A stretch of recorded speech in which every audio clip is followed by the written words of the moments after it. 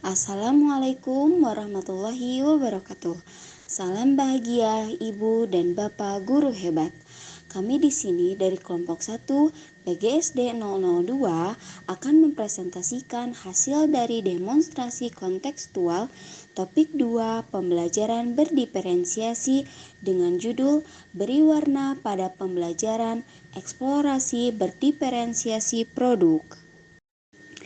Kelompok kami beranggotakan Agin Apridi, Nimas Ayunur Hasanah, Putri Medina, dan Suci Islami. Pembelajaran berdiferensiasi. Pembelajaran berdiferensiasi adalah pendekatan pembelajaran yang fleksibel, di mana guru menyesuaikan pengajaran sesuai dengan kebutuhan, minat, gaya belajar, dan kesiapan individu setiap peserta didik. Tujuannya adalah agar setiap peserta didik dapat mencapai potensi maksimalnya dalam proses belajar. Berikut ini adalah 4 aspek dalam pembelajaran berdiferensiasi, yaitu konten, proses, produk, dan lingkungan belajar.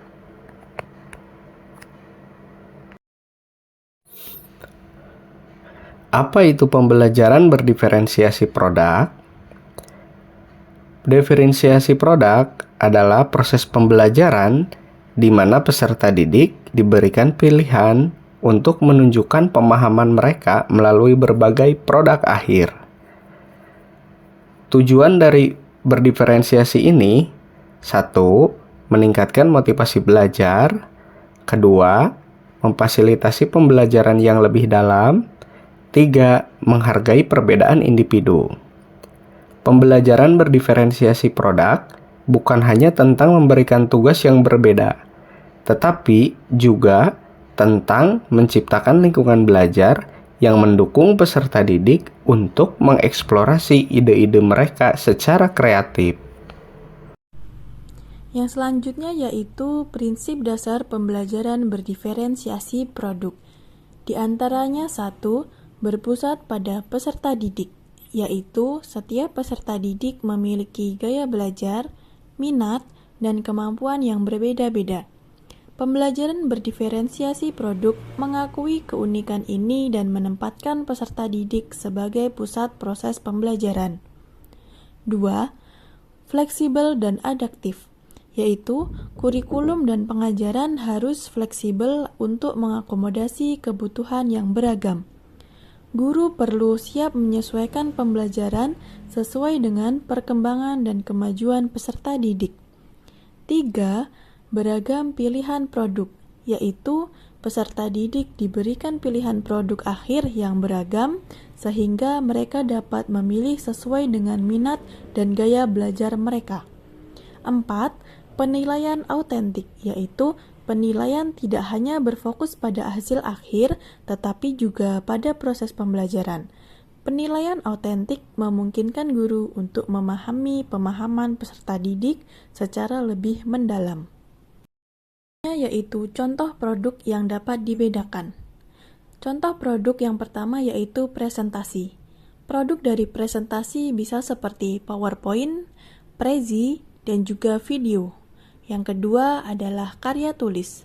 Produk dari karya tulis bisa seperti laporan, puisi, dan cerita pendek.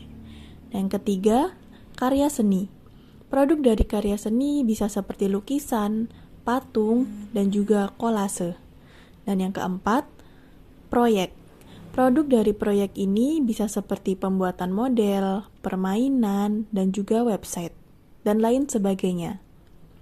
Pilihan produk yang beragam memberikan kesempatan bagi peserta didik untuk memilih bentuk ekspresi yang paling sesuai dengan minat dan kemampuan mereka.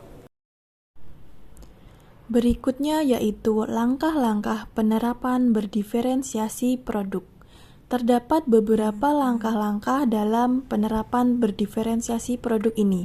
Yang pertama yaitu mengenal peserta didik. Guru perlu mengenal karakteristik setiap peserta didik, termasuk gaya belajar, minat, kekuatan, dan kelemahan mereka melalui observasi, tes diagnostik, atau wawancara.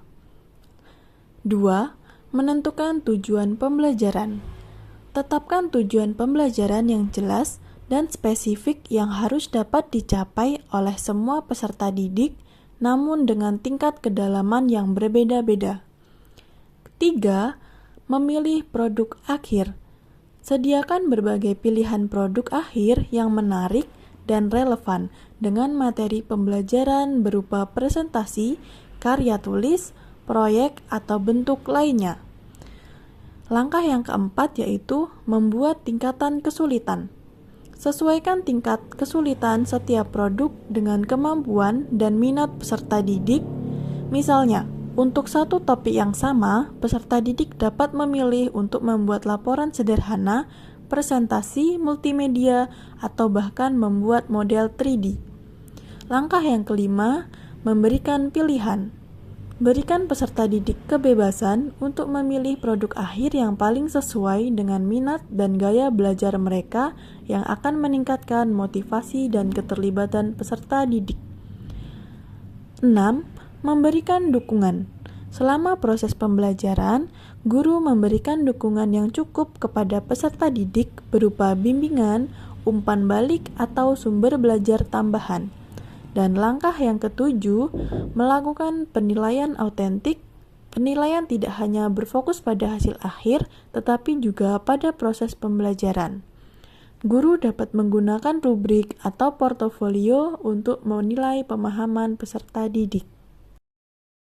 Berikut ini adalah beberapa manfaat pembelajaran berdiferensiasi produk. Pertama, meningkatkan motivasi belajar, yaitu ketika peserta didik diberikan pilihan dan merasa bahwa pembelajaran relevan dengan mereka, motivasi belajar mereka akan meningkat. Yang kedua, mengembangkan keterampilan berpikir kritis dan kreatif.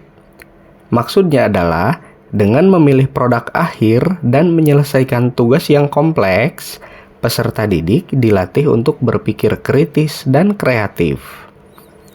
Yang ketiga, memfasilitasi pembelajaran yang lebih mendalam, yaitu pembelajaran yang disesuaikan dengan kebutuhan individu, memungkinkan peserta didik untuk menggali materi pelajaran secara lebih mendalam.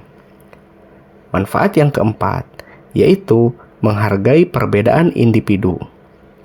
Pembelajaran berdiferensiasi produk mengakui dan menghargai perbedaan individu, menciptakan lingkungan belajar yang inklusif. Kelima, mempersiapkan peserta didik untuk dunia nyata. Maksudnya, di dunia yang terus berubah, kemampuan untuk bekerja secara mandiri, kreatif, dan adaptif sangat penting. Pembelajaran berdiferensiasi produk membantu peserta didik mengembangkan keterampilan-keterampilan tersebut. Terakhir, meningkatkan keterlibatan peserta didik. Maksudnya adalah dengan adanya pilihan dan fleksibilitas, peserta didik akan lebih terlibat aktif dalam proses pembelajaran. Berikut ini adalah salah satu tantangan yang dihadapi dalam pelaksanaan pembelajaran berdiferensiasi, yaitu waktu, sumber daya, dan pengelolaan kelas. Solusi untuk mengatasi tantangan tersebut yaitu dengan perencanaan yang matang, berkolaborasi dengan guru lain, dan memanfaatkan teknologi. Meskipun ada tantangan, dengan perencanaan yang matang dan dukungan dari berbagai pihak, kita dapat mengatasi tantangan tersebut. Baik, saat ini kita akan mencoba membahas mengenai contoh pembelajaran berdiferensiasi produk mata pelajaran IPA tentang sel oleh Ibu Septiani pada video 2. Pada video tersebut, Ibu Septiani menerapkan pembelajaran berdiferensiasi produk pada mata pelajaran IPA tentang sel. Pembelajaran yang dilakukan oleh Ibu Septiani sudah berlangsung sesuai dengan urutan atau langkah pembelajaran yang tepat. Kemudian, ada sesi di mana Ibu Septiani meminta peserta didik untuk berkelompok. Kelompok dipetakan berdasarkan minat peserta didik, yakni kesukaan atau hobi. Kesukaan atau hobi dibagi ke dalam 4 kategori. Pertama, peserta didik dengan hobi menggambar. Kedua, peserta didik dengan hobi bernyanyi.